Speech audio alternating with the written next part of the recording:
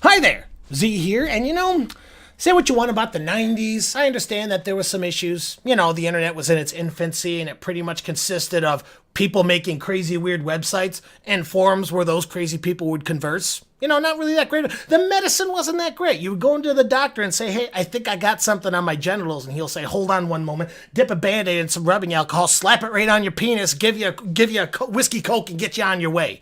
And you know what? VR back in the day was just the glint in the eye of some weird middle-aged man living in his parents' basement. So I understand there was a lot of stuff that was wrong, but at least video games were fun back in the day. At least they were fun, and there could be a couple different reasons that I could think off the top of my head. Maybe it was because it was a new medium, and, everybody was having a good time with it, and it was fresh and exciting, or maybe they just made them really well back in the day. But, I think there's a third option there, and it's an option that I personally believe. Whereas back in the day, we had video games being made by gamers for gamers, not a businessman who was using another cheap way of getting fucking money. Good God. Nowadays, we have old scumbags that don't even probably play Bejeweled on their phone making our AAA video games, and that's just a thing for another time. I can make a whole video on that. Would you guys like to come back in time with me to the time where it was more fun and more simple?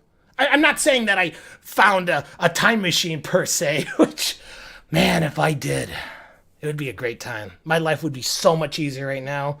I miss a bill, I could just go back and pay it. But I'm not talking about that. I'm talking about, would you like to play a game that has no microtransactions or ads in it? What would you like to be back at the time where you could just run around killing things and having bloody mindless fun that makes you double think that, hey, maybe I am a serial killer, I just haven't strangled my first homeless man yet? And the little cherry on the top here, would you like to do this with me for around $20? I mean, you all know what the fuck I'm talking about. You read the title of the video here. Let's talk about Dusk.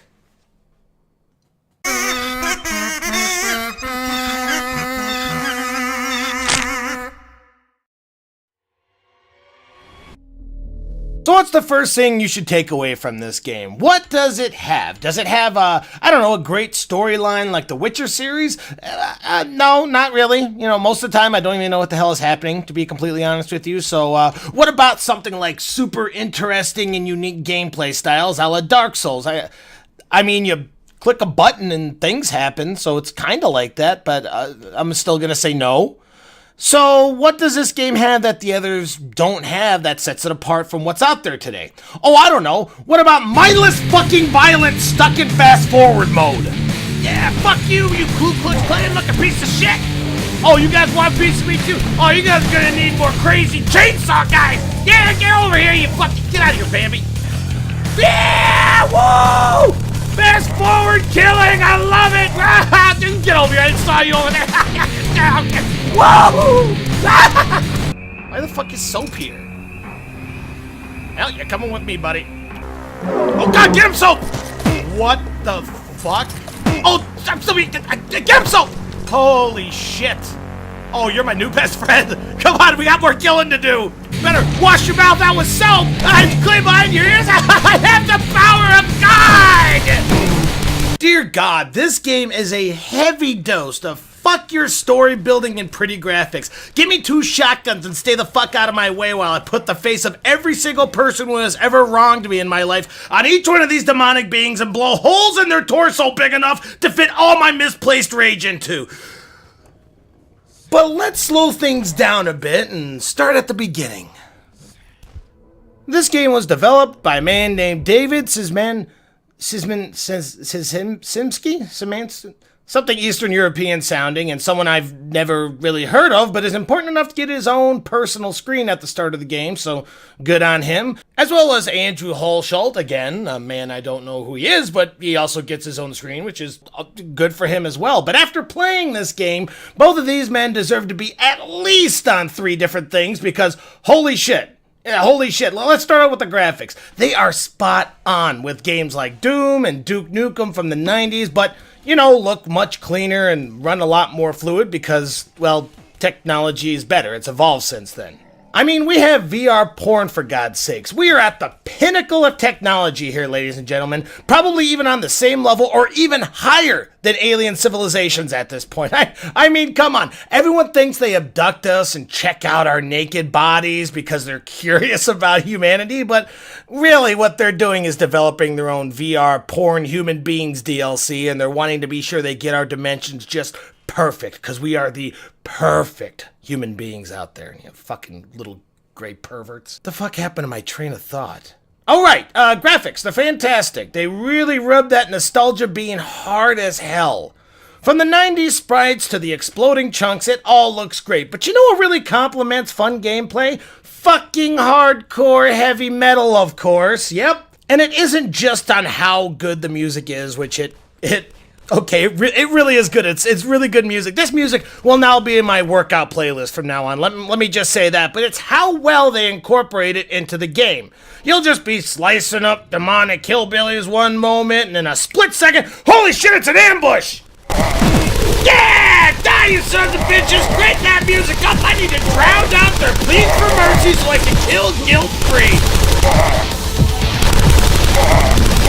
Just everything about this game is it's so good. So good, gets that adrenaline pumping and it don't come back down until all the bitches is dead.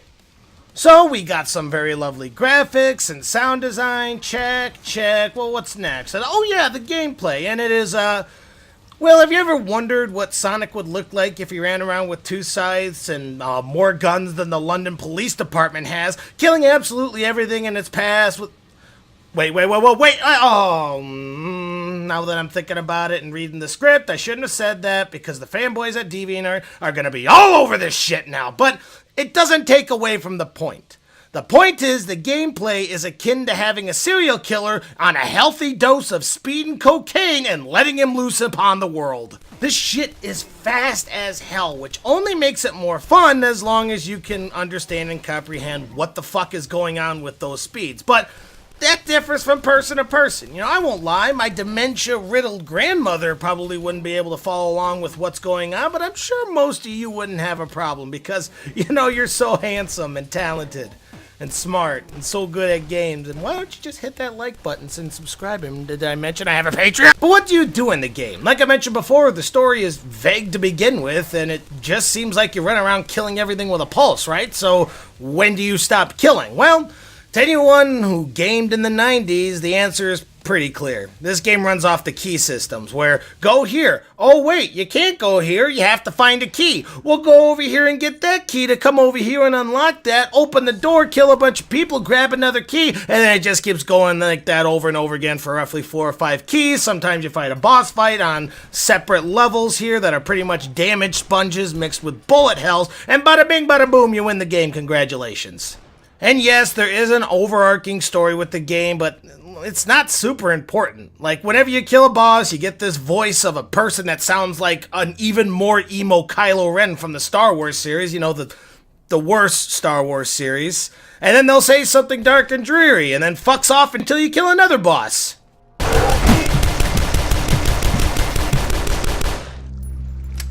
My pet, you'll pay for that.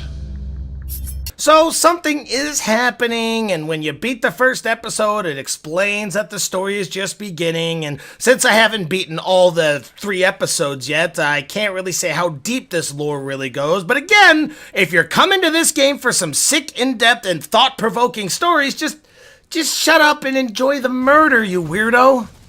And the last thing I would like to talk about before going into the conclusion of this game is the amount of weapons that you get. What kind of person are you? Up close and messy with shotguns? Boom, we got them. What about killing them from a distance with a hunting rifle and an assault rifle? What do you know? We got those too. What about turning up the difficulty a little bit and sticking with your double scythe melee weapons and dual pistols? Bitch, do you think we're fucking around here? Of course we got that. There is so many different type of weaponry in this game, and it might just be more that I haven't discovered yet. Like I said, I've only gotten about halfway through this game, or, you know, you could just pick up some things and throw them at people, because that works as well. You know, picking up a meat cleaver and throwing it, I mean, that's not as good, but yeah, sure, it still works. So for anyone still at the edge of their seat wondering what my final decision of this is, I would like to know how much the lobotomy was and why you got it to begin with. You saw your grandparents banging, didn't you?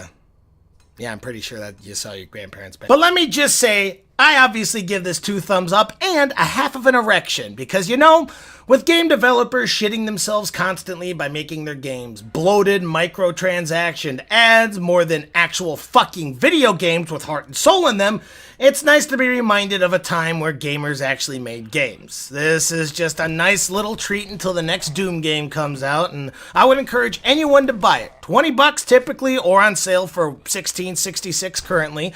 I get it, Dusk. You're very clever. And it is worth it to simply relive the good old days before companies tried to milk every single penny you have at all times. And oh my god, like, the more that I play this game, the more character it's given. This is just all stuff that I found out after initially recording. I needed to come back just to say that there's just really weird, random stuff that made me chuckle. And I can't remember the last time a video game made me feel good about some of the dumb shit it has on there. Like, in conglomeration with all the weaponry and everything, if you press, I think it's the equal sign, you pull out a cigar and you can smoke a cigar. Yeah, it's reminiscent of Duke Nukem, but it's funny. I get it. There's one time where I saw where there was lotion that was just sitting near a hole, and I'm like, the fuck does this mean? And then I picked it up, and it said, no hose for me. Ha!